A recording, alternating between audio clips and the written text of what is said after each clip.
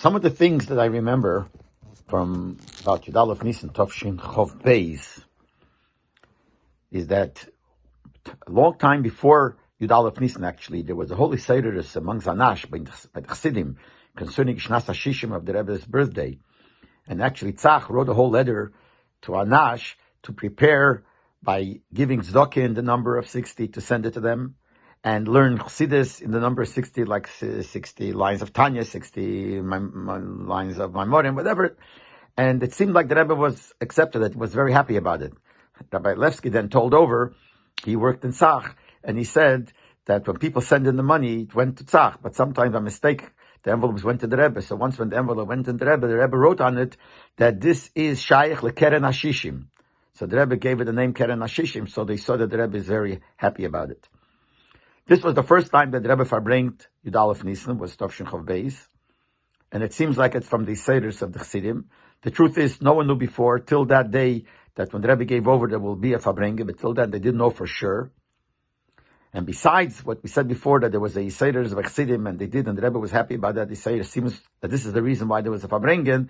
They also printed Lekutei Sichas Chelik Aleph for Alef Nissan Tovshin Chov Beis. You can imagine, the first Lekutei Sichas, now the Sichas is so much, Lamates Krochim and all the other Sichas and Maimorim, then very little things were mugi from the Rebbe, and this Sefer came out as a big thing, so much so when the Rebbe came into the Farbrengen, he came in holding, besides his Siddur, also holding the Lekutei Sichas that just came out.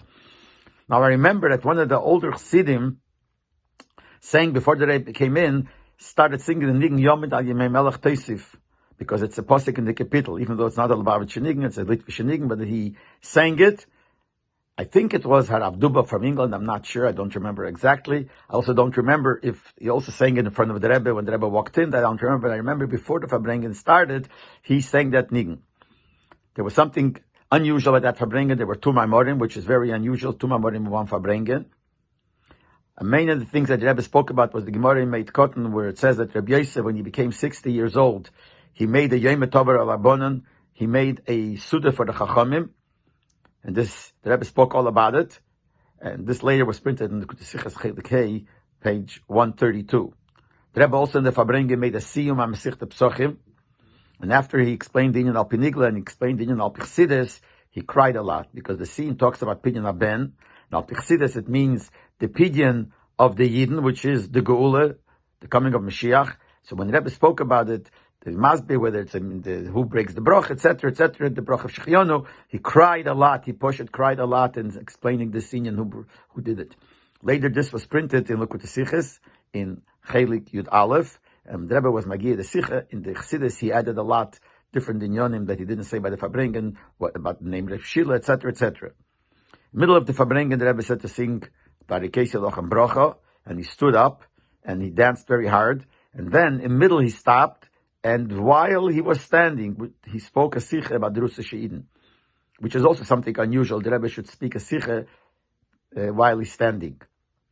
He did the same thing earlier, some Chastei Tovshin Chov Beis, and this time also he said it standing. And then at the end of the Farbrengen, they told him to sing different Nigunim, and at the end he told him to sing Animamin. That's what I remember from that time.